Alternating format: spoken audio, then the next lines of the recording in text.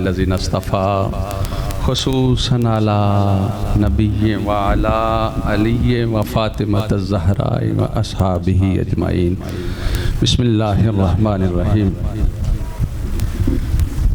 या साहिबल जमाली व या सय्यदल बशर मिन वजहिकल मुनीर लक़द नुव्विरल क़मर ला युमकिनु सनाउ कमा काना हक़्क़ुहु बादज़ खुदा बुज़ुर्ग तुई किस्से मुख्तसर।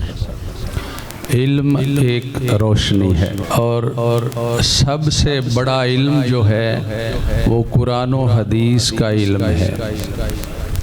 ये तो आप सभी जानते हैं। बस एक ही चीज़ बयान करके मैं इजाज़त चाहूँगा। मैंने सफ़र पे जाना है, चूँकि फैज़ान साहब मोहब्बत करते हैं इसलिए हमें भी आना ही पड़ता है। तो इल्म ऐसी रोशनी है जो 7 पुश्तें तो क्या बल्कि रोशनी का मुंह जिस तरफ हो, बड़े बीम का मुंह जिस तरफ हो वहीं पे लाइट होनी चाहिए। इल्म ऐसी रोशनी है जितनी सफ़र आगे को करती है रोशनी, उतना ही पीछे को करती है, उतना ही दाएं को करती है, उतना ही बाएं को करती है। जैसे मुफ्ती साहब ने बयान किया है कि सिर्फ उसके वालिदैन ही नहीं, उसके आइज़ा व अक़रबा भी जो हैं वो भी उसकी शफ़ाअत से महजूज़ होंगे। उसकी शफ़ाअत से, हाफिज़ की शफ़ाअत से जन्नत में जाएंगे। यही नहीं है, हाफिज़ आलिम के पास जो बंदा बैठता चला जाएगा, आलिम के पास एक लम्हा जो बैठना है वो 100 साल इबादत की ज़िंदगी से अफजल है। आलिमों के पास बैठना, बस बैठे, आलिम के पास एक लम्हा कितना होता है? एक लम्हा इतना होता है। इस पे भी एक बहस है।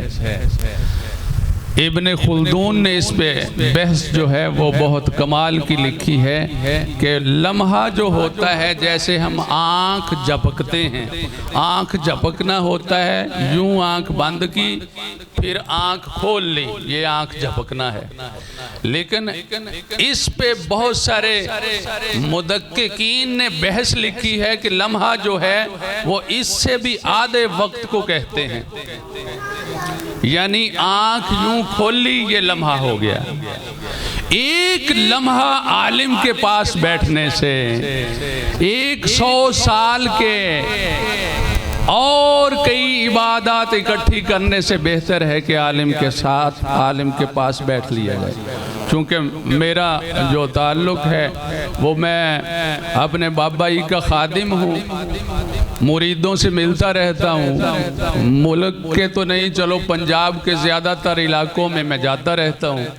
और बाबा जी के मुरीदों में से बहुत बड़े फाजल लोग, आलिम लोग भी हैं, और DC, AC इस जैसी जो पोस्ट, एग्जेक्टिव पोस्टें हैं वो भी।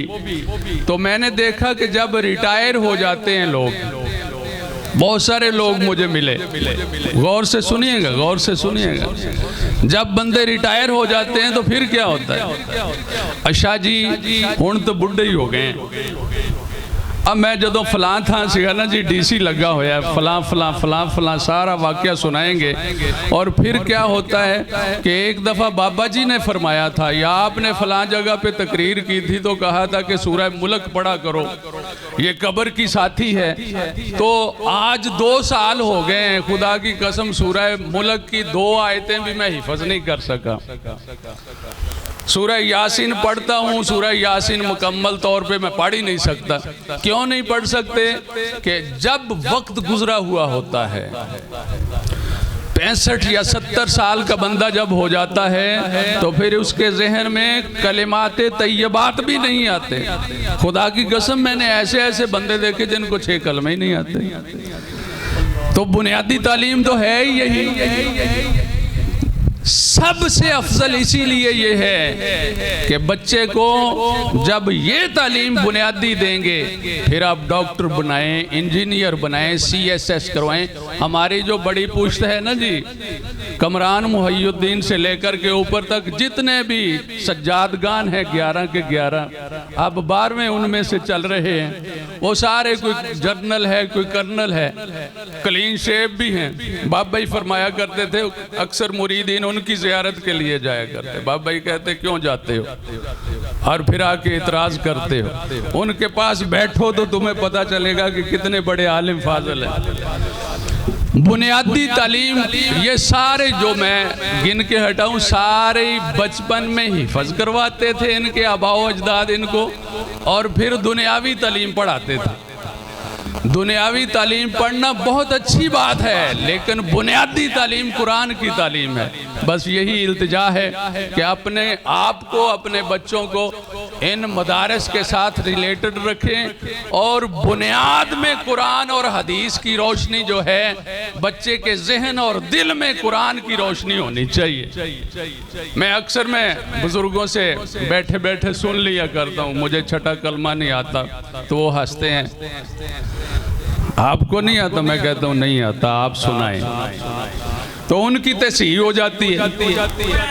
उनकी तस्हीह के लिए हम ये काम करते हैं। तो आप जब बच्चा आपका ये तालीम सीख जाएगा तो आपके बड़े जो है वो भी सीख जाएंगे।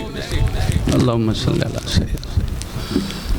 तो गुजारिश यही है कि इनसे रिलेटेड रहें, और इनसे रिलेटेड रहने से यही नहीं है कि आप इनकी बच्चे भेजें, ये है कि आप इनके खाने पीने का भी एहतमाम किया करें, इनकी खिदमत किया करें, इनके असातिज़ा का भी ख्याल किया करें। अल्लाह पाक आपको सलामत रखे ताकि क़यामत।